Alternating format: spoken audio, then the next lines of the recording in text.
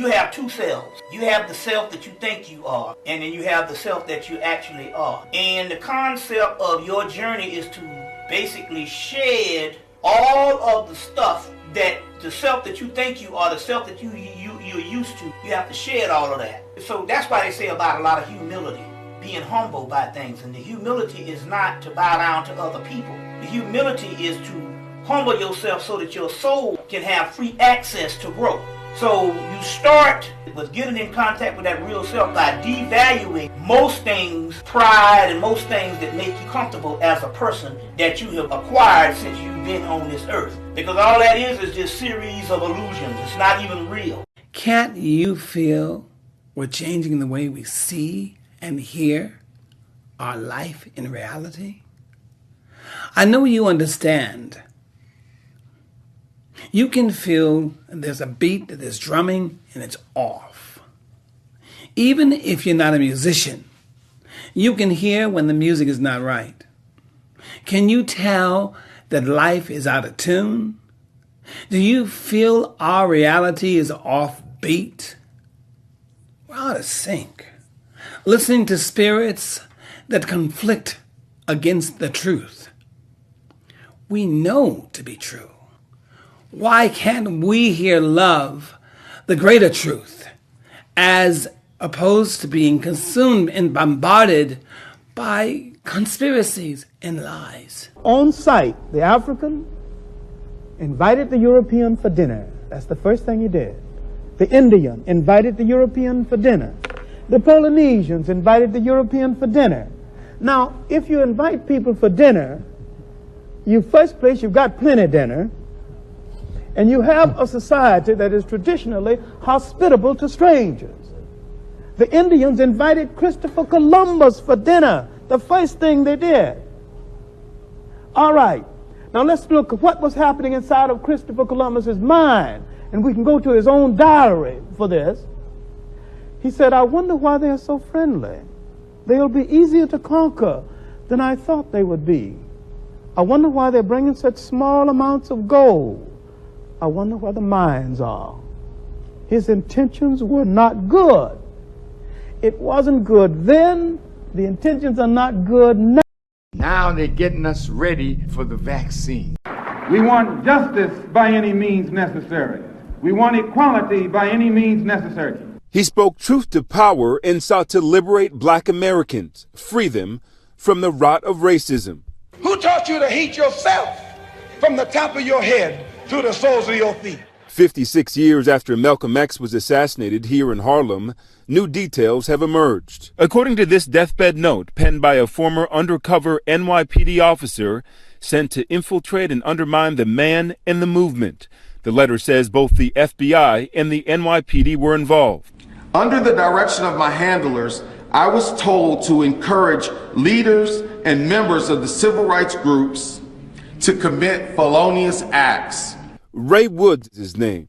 Lawyers say after carrying the burden of his decisions for decades, the details were placed in the hands of a cousin, Reggie, to be released after his death. He was a good man that was tricked and forced to betray his own people.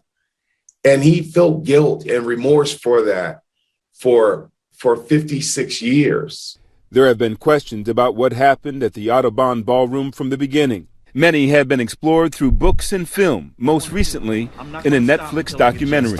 Because the official count of who killed Malcolm X, it's not true. Far too many African Americans who have stood up to voice equality and justice in this country have found themselves being persecuted, prosecuted, or in the case of Malcolm X, assassinated. The NYPD says it has provided all available records relevant to that case to the district attorney.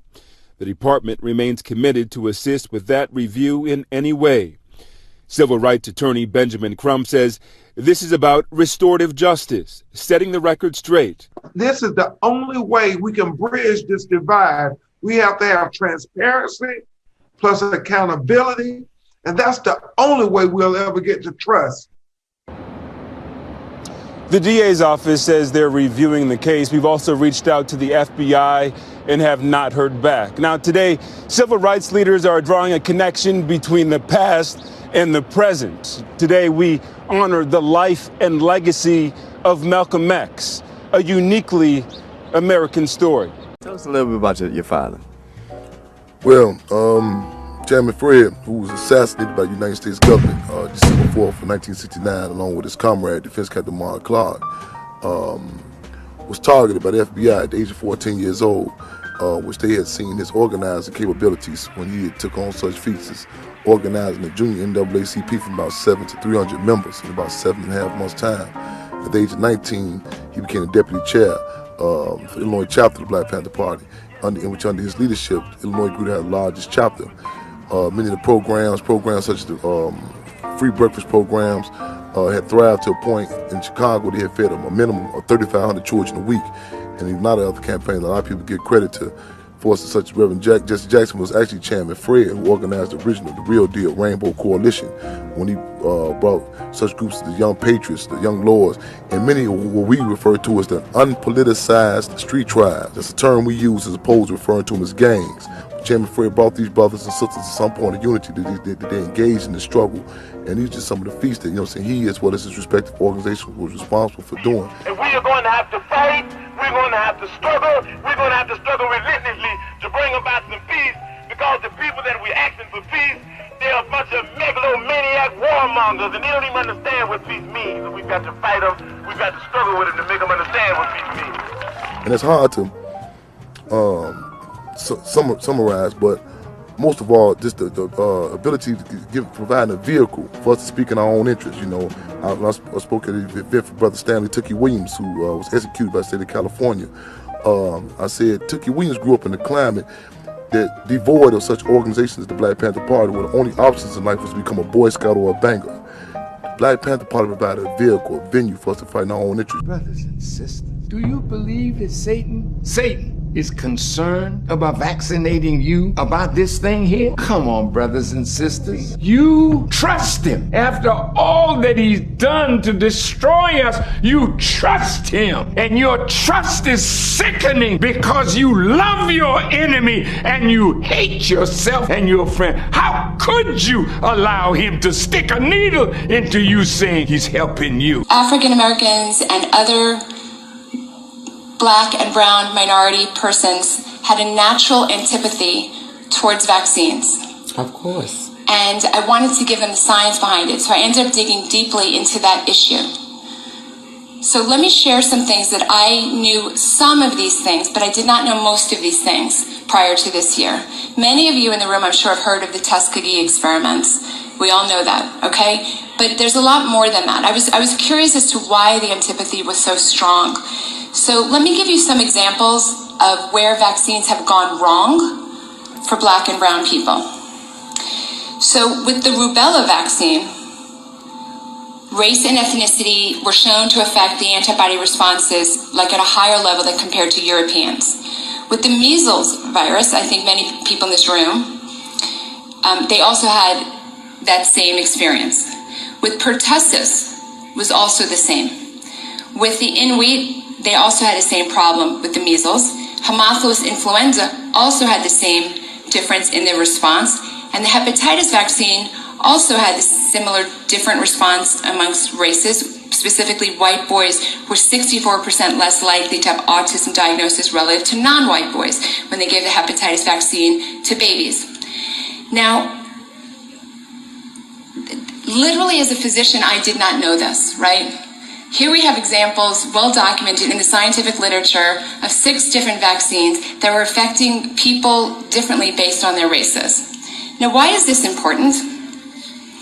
Because when you read the language that the government is putting out about how to prioritize the vaccine, the experimental biological agent, they are making an overt and covert attempt to push this heavily on Blacks and Browns. I'm going to give you some specific language because it is just shocking. Just bear with me one moment. Yeah, listen to this, guys. It's crazy. But we knew. Most of us anyway. Listen to this shit. Okay.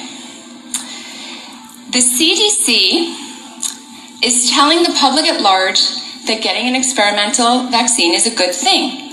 But it is additionally telling Black people that getting the vaccine is racial justice and it's an advantage. How? Now, this is from the Center for Health Security.org, Interim Framework for COVID-19 Vaccine Allocation and Distribution in the U.S. This is the government's words, is that getting the vaccine early is social justice, racial justice. And I just have to say, as a scientist, I found it bizarre that we're talking about racial justice. Either something works scientifically or it doesn't. There might be racial differences in terms of dosages. We've seen that now in the prior 6.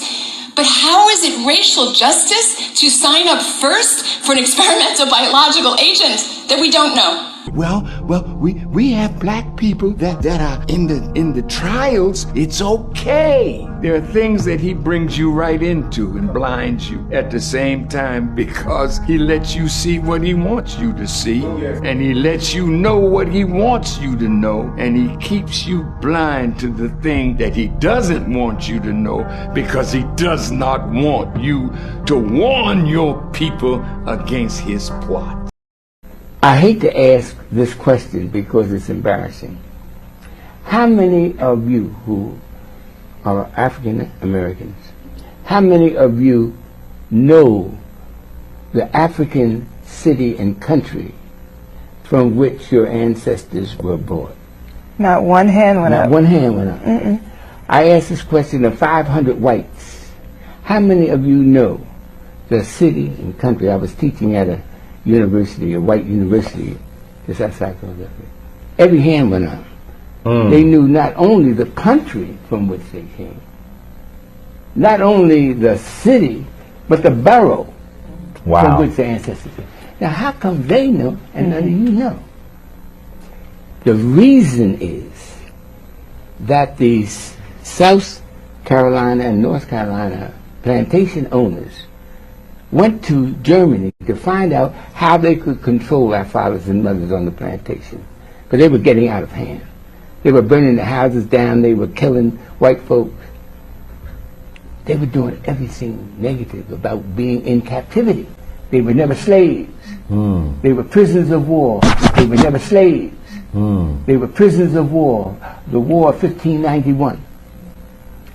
So what happened was, they sought the advice of an expert in Shanghai history. Now, his name was Johann Blumenbach, and he was the head of the Department of History at the University of Göttingen in Germany.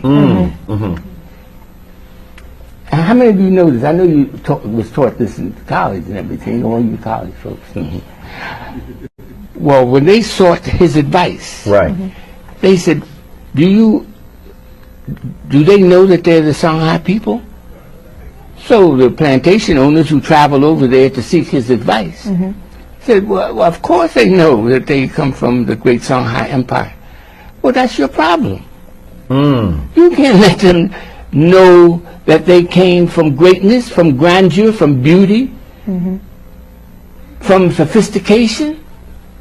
You'll never be able to control them. So the plantation owners said, well, how can we prevent it? I mean, the mothers and the fathers would tell the children, say, you came from Timbuktu and you came from the city of Jané and that's where we were born, and then the Europeans came over and invaded us in 1591 and marched us to the seas, to the waiting ship. Man, you can't allow them to teach that to their children. They said, well, how are you going to stop it?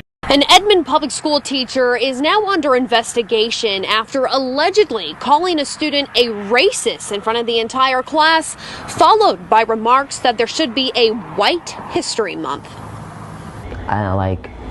I feel like embarrassed and left out.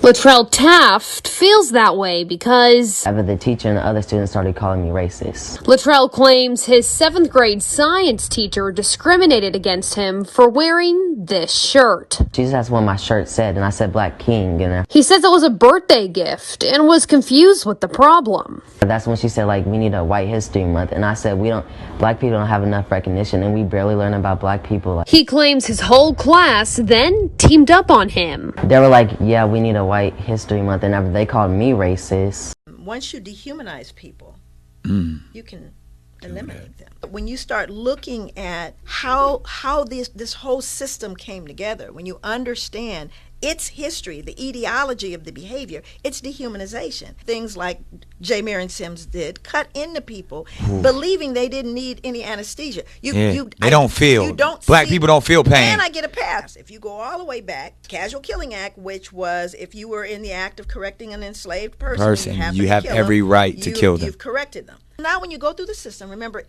every major institution in America is built on the foundation of white supremacy. We have an idea of white supremacists, people, hooded folks with no teeth. No, we're not talking about them. Yeah. They don't wear hoods anymore. They wear suits. I would just like to say that I am terrified that even you, someone who's obviously educated, has given up hope completely. Like when you call upon us, you say white folk, you say black people, Jewish people. Why can't we come together? We obviously can come together. We just have to. We just have to find a way to do it.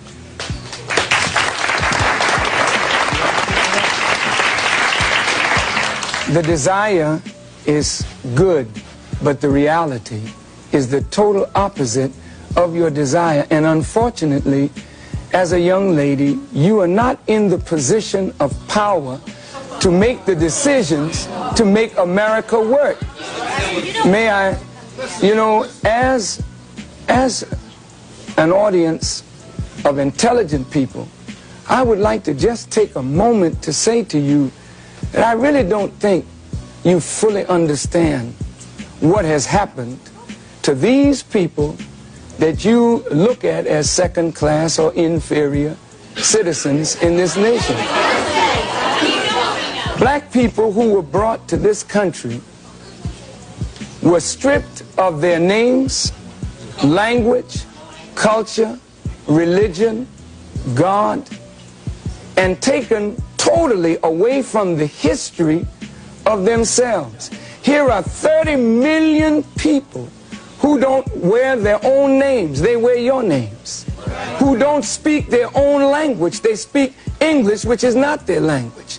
They never were allowed their own cultural expression of Africa. Don't you realize that when you turn a people upside down and inside out, then sell them not for a day, not for a year, but for 300 years, and deny us the human right to know, to read a book, to learn, to understand. And then after 300 years of that, you allow us into the church, but by that time you've painted Jesus white, God white, the angels white, and then all these black people have been subjected to a form of white supremacy, which produces in the reverse a black inferiority. And this is fulfilling what Jesus said, as a man thinketh, so is he. And as long as our people think the way they think, we will never be able to do what we as a people should do to correct our condition. I think to myself, if I were up here in front of you right now, and this is going to become very important as I move into the other slides. If I stomped a puppy to death out here, up here, just a little puppy, and stomped it right here to death in front of you, most of you would need therapy. And I would be arrested probably faster than killing a black man for killing a puppy. Now I want you to look at this photo very closely, and I want you to see who's in it. More important than the man hanging, because you got to understand the lynchings that occurred in America happened after slavery, not during. Thousands of lynchings happened after slavery, because this is a reaction to white fear of what we would do once freed. But we didn't create a vigilante group to take out white people, but they did create a vigilante group to take us out now that we're free. See, that happened after slavery. They were called the what? The Ku Klux Klan. They don't wear hoods anymore. They wear suits. Sir, you need to talk to us, okay? Sir. I'm good, bro. Can you calm down? All right? Sir. Don't touch me. Sir, look, we just want to talk to you. Oh, all right? Good. I'm on the way home. I'm straight. Okay. Where the fuck I'm going? Okay, but you're walking in the middle of the road. All right. I understand that. My bad. I'm not in the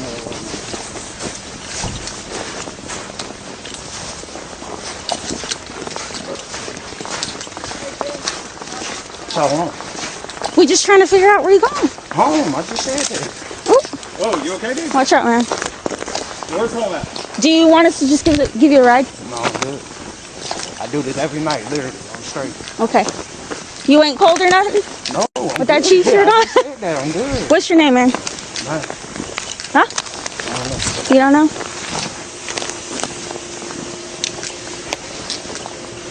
Can you just stop and talk to us for a minute? Bro. Do you mind? Do you mind just talking to us for a minute? Just talk to us for a minute. Just talk to us for a minute. I ain't gonna put my hand on a female. Please don't touch me. Okay. I'm just trying to get your attention, okay? We're just trying to make sure you're okay. Don't touch me. We're trying to make sure you're okay. We're trying to make sure you're okay. Sir? No, what? We're trying. No, what? We're doing an investigation. I don't care. I'm going home. You are officially detained. No. Yes, yes you are. Bro. Stop. Just relax. Just relax, all right? Just relax. We're just trying to talk to you. I got an anger problem. Please get off me. No. Stop. I'm sorry, I didn't mean to touch you. Yeah, you didn't stop. Put your hands behind your back now. You are not free to go. Why? The next thing we do is going to be get a charge right now. For what? Because you're pushing on an officer. I'm not pushing. How am I pushing on you? You're actually resisting, dude. It's resisting arrest or detention. Give us the channel. Please just let me go. No. My house is literally right there. Can you just tell us the address? Wait. Relax, dude. Let it come down. I'm trying to... Please just let me go. But they're alive and well all over the world, even here. So look at who's in the picture. I want you to look at this little girl in particular. You can't see her closely, but she's actually grimacing, like smirking. Now, remember, let's go back to the puppy concept here. She would be loathed and torn up probably if this was a puppy, which means he's less than that, because she's not disturbed. This little girl is not disturbed by this, but she should be, shouldn't she? People always ask me, they go, Joy, what was the impact on white people? There it is. Right there. Can't feel any empathy for him. None, zero, zip. There's a little one back here, even smaller. Because whatever she's been taught or told, socialized to believe, makes him no longer human. That's the greatest danger to white people, is that they can't feel it. And there's a reason why white people can't feel what we're talking about. My God, what would you then feel? It's tough. So I've got to believe, oh, it's all over now. It's not my fault. I don't benefit. It's not a big deal. Let's move on. It's not all of those things. But we don't say that to Jewish people. I dare you. But you have to understand, when you unearth this one, that's what we did to our children.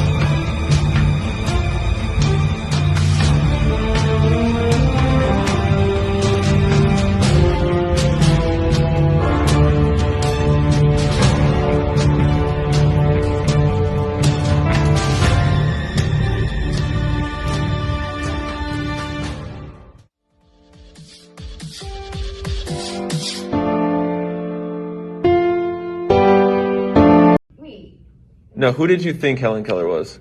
Helen Keller is the Nazi guy. No! What Nazi guy? I don't know. He's like a terrorist or something. Helen Keller is a Nazi terrorist that is a male. Is that what you're telling me right now? Yeah, I'm gonna write Helen Keller up here. Yeah. Right? No. Are you thinking of Hitler? Who's Hitler? Is Hitler the... Who's Hitler? Who is Hitler? Helen Keller was the blind and deaf person who was fake. She didn't exist, but everyone believes she was deaf and blind. What? She was fake? Yeah, she was deaf and blind. What Pearl Harbor was, if I say Pearl Harbor. Is that a bridge? Dude. Do you know what D-Day is? Who? D-Day. A person? A rapper? Who taught you to have sex? A rapist. We don't know how to have sex. We know how to rape each other. We don't know about no sex. A rapist taught us how to have sex. Your slave master. He did. And he had children by your grandmother, and he sold his own children. So don't you get the mindset of this person? Not only did he sell his own children, he raped his own daughter so he can have more slaves. This is a mindset you don't know nothing about. Only an eagle can teach an eagle to fly. A turtle can't teach an eagle anything. An eagle can't teach a turtle to swim. You cannot teach white people. Fact. You can entertain them with, we shall overcome. Black race created the civilization, civilized the white folks 2 times. We know that black people built all these things. The Greeks, who were supposed to have been the founders of civilization because they were the first civilized white folks.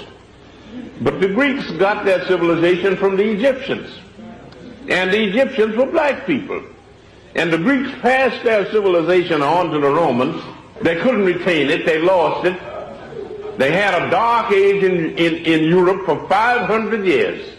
And then another bunch of Africans, the Moors, from North Africa moved into Spain and started civilization all over again. So instead of Europe civilizing Africa, Africa has civilized Europe 2 times. The white folks took the religion of ancient Egypt, of Ethiopian Egypt, boiled it up completely. White Christians of Europe are the dumbest people that ever lived. Negus. Negus. What is the language of origin? Ethiopian to Amharic. What is the definition? A king. It's used as a title of the sovereign of Ethiopia. Negus. Negus. Could you use it in a sentence? The Negus ruled Ethiopia until the coup of 1974. Negus. Negus. Andrew, would you say the word loudly for the judges? Negus. One more time. Negus. Negus. Negus. Negus. Negus.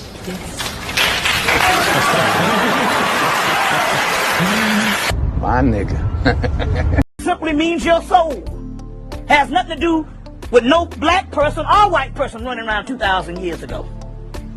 The word Christos, if you study this for most of it, we only got the religious aspect of the Christos, which is but might I add, Greek. I'm trying to find out why the Christians never found another name, even in Hebrew, that they wanted to deal with. When they talk about the Christos, they had to deal with the Greeks. But then again, they even call the Greeks pagans. But the Christos on the metaphysical, esoteric realm, it's like crystallizing. It's called the tikkun.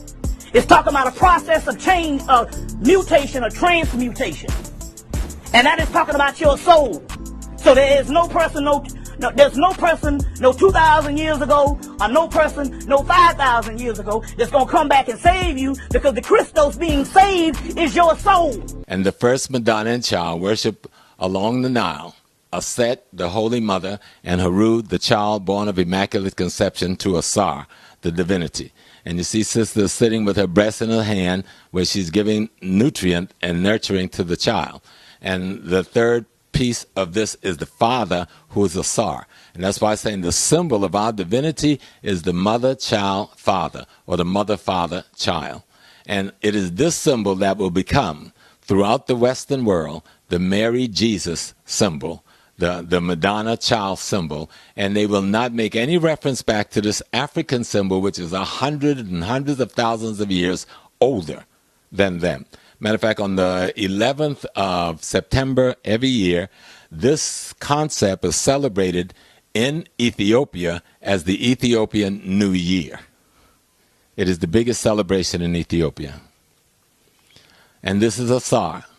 Look at him. This is the way we carved them back in the day. We knew we was black, so our God could only be black. This is the way we saw Asar looking. And he's carrying the shepherd's staff that later Christ would carry, because this would become the Christ character in the Christian tradition. And this obelisk, which we see in Washington, D.C., a copy of it in Washington, D.C., is the symbol of this Tekanu, which in our metaphor, when he was killed and lost his capacity to produce, that woman was able to cause him to get a hard-on like granite stone. And he then was able to reproduce God itself. So it is saying that we never die. This is about no death. No death. And that all of what we call death is simply a spirit in transition, always resurrecting itself. And this became the ultimate symbol of that resurrection. I don't know no esoteric system.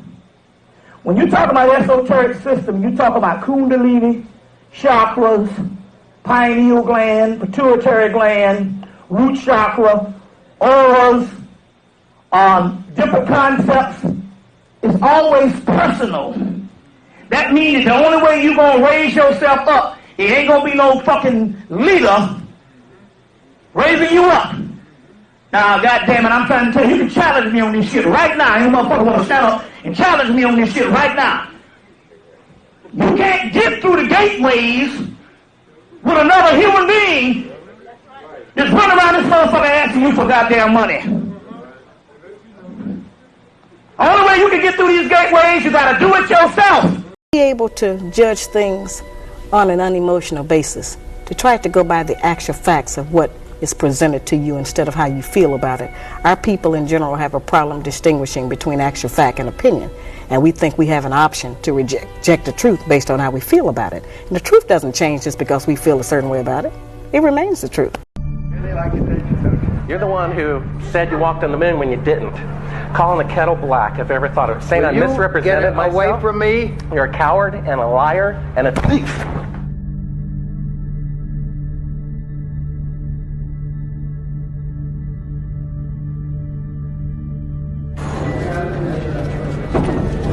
You want me to knock you in the head? Well, I want you to swear to God on the Bible that you walked on the moon. Okay. If you walked on the moon, we're given the opportunity to swear to God that you walked on the moon. I'm going to give you the opportunity to get the hell knocked out of you if you don't leave me alone. So why don't you just put the end to the record in the argument and put your hand on the Bible, swear to God you walked on the moon. Mr. Sabro, knowing you, that's probably a fake Bible. Well, you're talking to the wrong guy. Why don't you talk to the administrator in NASA? We're passengers. We're guys going on a flight. Of course. I don't hit people, but you're going to be on the deck unless you get I'm heading out. I appreciate it. And get the hell out of the house. Well, take your stuff and get the fuck out. Why don't you quote me and say it's bullshit? And the shadows in the wrong place. I don't give a damn about all that shit. Of lunar orbit being falsified. Being falsified? Correct. We've got an unedited tape from a source at the Johnson Space Center. Yes. Totally nonsense.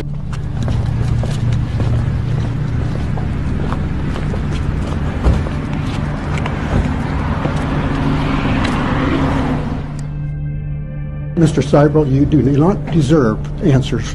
If you show this publicly, you're open for a lawsuit. Okay? We are living at a time in which white people are losing social dominance day by day. You're afraid of being marginalized, right? Welcome to what it feels like to be black. You don't think white folks still dominating the world? We do dominate the world to an extent. Look at the boards of directors of most corporations, tons of white people and Jews. Yes. But every day we hear, oh, isn't this great? There's more diversity in this corporation. Don't we need more people of color in films and movies? Isn't this wonderful? What is the trajectory? Where is the arrow pointing? The arrow is pointing away from white power. In my lifetime, what's going to probably happen is that I am going to become a minority in the United States. But what do I want for my great-grandchildren? I do want them to live in a white society, a European empire. You don't consider yourself a racist? I would never say something like, I don't like black people. I mean, that's not what I'm about. But you don't want me in your neighborhood. Right. I mean, I think the country is fragmenting because at the end of the day, racial differences cannot fundamentally be breached, ever. What? Lots of people will come up here and talk about equality or opportunity or whatever. That's bullshit. I do care about power. Power is good. Power is good if you're the boss or you're the slave owner. I'm not going to help the situation by being a conservative that says, oh, I'm colorblind. We're all the same. God created us equal. That's bullshit. Wait, and bullshit never helps. You don't believe in equality at all? No. Equality? No. That's nonsense. There's no equality in nature. There's difference. A local pastor is apologizing after his daughter-in-law is seen making racially insensitive remarks, and it was all recorded on video and posted on social media. Here's some of what she said. Where everybody is saying, oh my God, Breonna Taylor, oh my God, that guy with the big nose, I don't remember his name, but it's just like stuff that is like going on in the world that's important, but it shouldn't be highlighted on Sunday mornings here. That was Ashley Ayers, the daughter-in-law of senior pastors Randy and Kelly Ayers of Cross Mountain Church. That was just part of a video posted on Instagram. It's not clear when she posted that video, but she went on to say this. After all the riots and stuff, we had to do that panel where we brought black families up and had them talk and like had a whole Sunday dedicated to black people. The 21st is going to be dedicated to Black History Month, which is fine, but it's like, it's a lot. I'm looking at you with, I don't know, $10 million worth of diamonds and gold and everything, and then I'm looking at your shoes that are just a disaster. Now, you explain to me, what's with these shoes all taped up looking tacky? Truth. You see, well, to some people they might say it's tacky, but there's a message in these shoes. You see, these shoes keep me humble. If you recall last time that we met, I had these shoes. They wasn't in that bad of shape, you know. But these shoes are handed down through my family. My father wore them, my brothers wore them, and things like that. So they keep me humble, keep me and let me remember that I have a brothers and sisters back in Chicago, not doing to where I got mother and father that I must take care of. So you see, out in Hollywood, and especially all the money that I'm making now, it's so easy for me to get caught up in all this material stuff and forget where I'm coming from. So wherever I'm whether I'm with a governor or a mayor or a reception or whatever, I look down at my shoes and let me know, hey, I can't get too carried away here. So it keeps me level. As I say, I want to keep my feet on the ground and my head towards heaven. Santoya is significant because she taught the greatest hero to ever live how to do hand-to-hand combat when he was a teenager, how to shoot. She taught him everything he knew, you know, because he was enslaved. But she had come from a warrior background. I don't recall seeing anywhere where Toussaint was beaten, whereas Dessalines was constant. His entire back was whooped with scars that healed and hurt again and healed, and you know, huge big blobs of scars all over his back. And Dessalines, as opposed to Toussaint, did not have the love of the French military. He had a deep understanding of the European exploitation. He also had a deep understanding of the ruthlessness of the various European populations when they were taking out vengeance on the African population. See, the difference between Toussaint and Dessalines, Toussaint wanted to make deals with the white supremacists. Toussaint felt he was a military man. He had some kind of camaraderie with the French. He felt that he could make deals. He was somewhat one of them. They would respect him as a military man. And that was his downfall. Now, Dessalines, he knew, and he's really the only modern African leader who understood that you cannot make deals with terrorists. You can't make deals with white supremacy. White supremacy is the ultimate form of terrorism. And Dessalines was the only person who was smart enough to realize that, and he got all the white supremacists off the island. I feel responsible for having played a major role in developing a criminal organization. It was not a criminal organization at the outstart. It was an organization that had the power, the spiritual power, to reform the criminal. And this is what you have to understand. As long as that strong spiritual power was in the movement, it gave the moral strength to the believer that would enable him to rise above all his negative tendencies.